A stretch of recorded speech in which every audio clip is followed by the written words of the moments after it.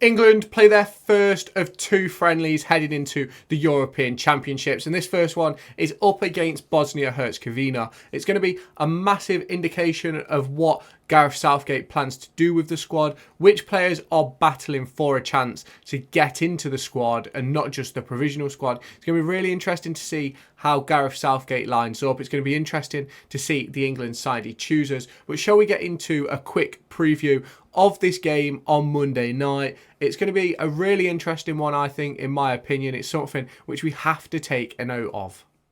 So, as you can see, England play Bosnia and Herzegovina on the Monday, which is the 3rd of June at 7:45 p.m. At St James's Park. Now, England are currently ranked 4th in the standings, in the FIFA standings, and Bosnia are ranked 74th. Now, both teams have a couple of players who are sort of injured, maybe, or maybe not. Now, I believe that Luke Shaw won't play any part in the friendlies. The intention is to give him as much opportunity to get fit as possible. Obviously, Harry Kane's had that back injury. Will he play?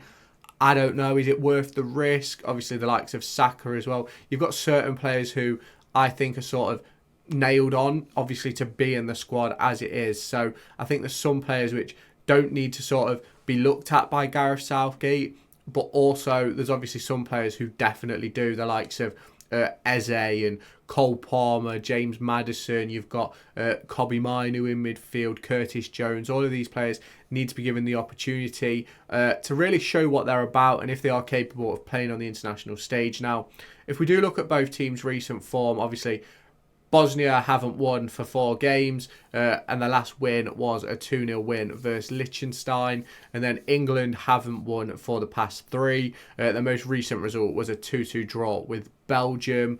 And it's going to be really interesting looking into this game because I think with the squad Gareth Southgate has picked, I think it's going to be very interesting to see what does happen.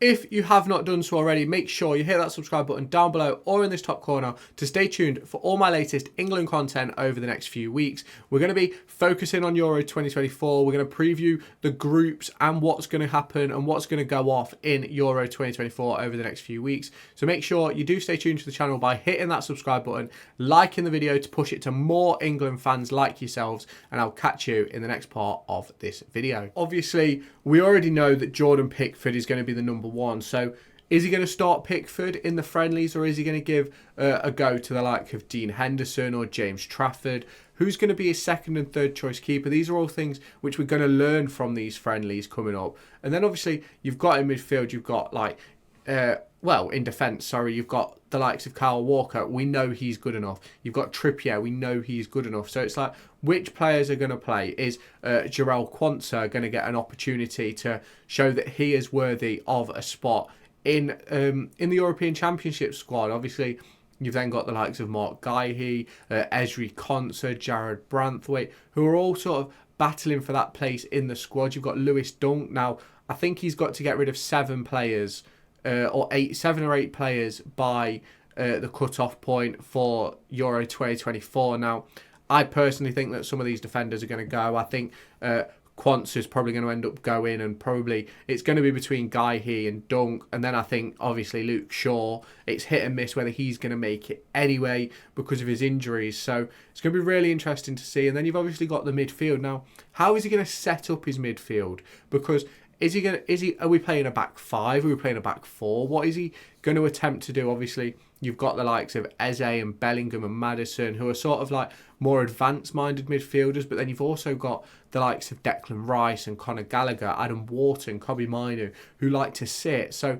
what is the idea from Gareth Southgate? Now, I'm assuming everybody has seen the talk of Trent Alexander-Arnold on left wing, and personally, not for me. I don't think it makes much sense to put him in an unfamiliar position headed into a European Championships. Don't mind right-hand side and inverting, but not left-hand side and inverting. It just doesn't make sense to put him on the wrong side, especially when we'd then have essentially 2 right footers on the left-hand side for me. I don't think that makes sense. So there's going to be a lot of talk going through this game. And then obviously with your forwards, you've got Ivan Toney and Ollie Watkins. Which one deserves to go? Now, Tony for penalties absolutely has to be sort of a question. You've then obviously got, I personally think they only dropped one of the attackers. I think they dropped two of the midfielders, and then the rest will be defenders and the goalkeeper, obviously. So it's going to be really interesting to see what Paul Warne does attempt to do. Obviously, if we do go on to the fixture list over here, we've got Bosnia, and then we face Iceland, both games at home before heading to Germany to face Serbia, Denmark and Slovenia in the group stages. It's going to be a very interesting group stage for me. I'm really intrigued to see what goes off with obviously these games. Now, if we do go back to Euro 2020, look at some of the players who now aren't even in the squad. Raheem Sterling isn't involved.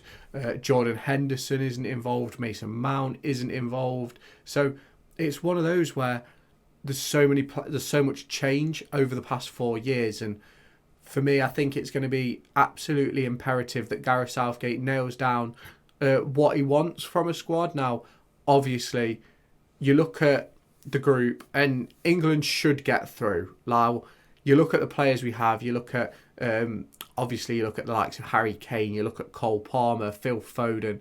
We should get through this group stage, and this obviously friendly with Bosnia and the friendly with who's the other one with Iceland are obviously two massive games just to get ourselves set up in the right way. Now, there is a few things that I want to talk about looking at the team and the shape and things like that. I've already looked through in a 5-back formation, but in a minute we're going to take a look at how it looks in a 4-back formation. So let's just get into that now. So don't think that the colours mean anything. They don't mean anything on this. It's just I've had to copy and paste them in to make sure we have all the players in. And this is sort of where I see the players potentially playing. Obviously, I think Declan Rice is a nailed-on starter. Kobbie Mainoo probably starts in this formation. And then obviously you look on the right-hand side, you've got Walker, Trippier and Trent. Like, there's so many players that could start in multiple positions here, and I think it's very difficult to sort of nail on. I think it's so difficult to nail on a starting 11 for the team, even for the friendlies, because you need to test out Gomez. You've got players like Guéhi and Branthwaite who need to be tested. Quansah and Dunk all need to be given an opportunity. Is Trent going to play in midfield? It's a really difficult decision to make. Now, I forgot Tony at the top as well, and it's like, how many players are we going to risk in these two friendlies? Because I think your likes of Foden, Bellingham, Palmer, Saka, Kane probably don't need to play these friendlies. I don't think Stones needs to be risked. I don't think Rice needs to be risked. Walker probably doesn't need to be risked. Obviously, it's one of those where I don't think Pickford needs to be risked. And for me, I think there's a lot of talk going to happen around these friendlies. And I do think that Gareth Southgate has to sort of make sure that those players that are going to be starters don't play in the first one, but play in the second one, because that second friendly is going to be absolutely massive to showing how we're going to set up and what we plan on doing heading into the Euros before that first game. Are we going to be a full-back team like shown on screen? Are the likes of Adam Wharton and Kobbie Mainoo going to make it in the starting 11 or even the 26-man squad going to the Euros? Obviously, I think there's 7 or 8 players that need to get pulled out. And heading into this first game against Bosnia, I think all of those players who Southgate is unsure on should play.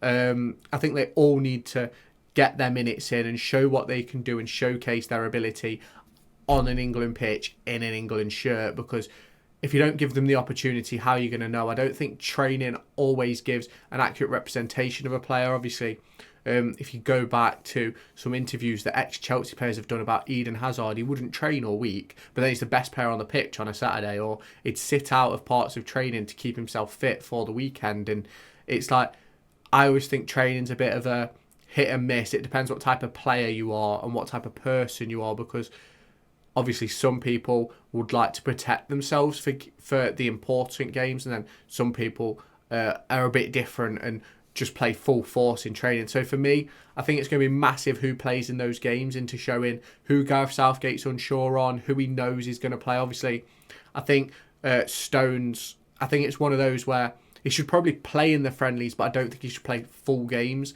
because then you can test out who's going to play where and how they're going to play. So it's one of those that really does need talking about.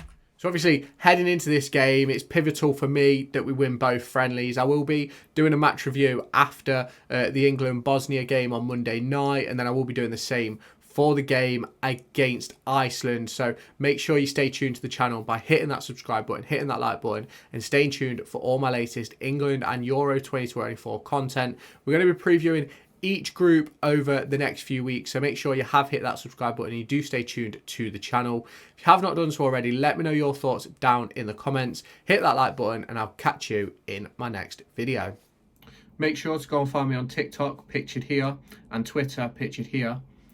These are the places where I'll keep you all up to date with all my upcoming videos and my thoughts and feelings around the Formula 1 and football weekend.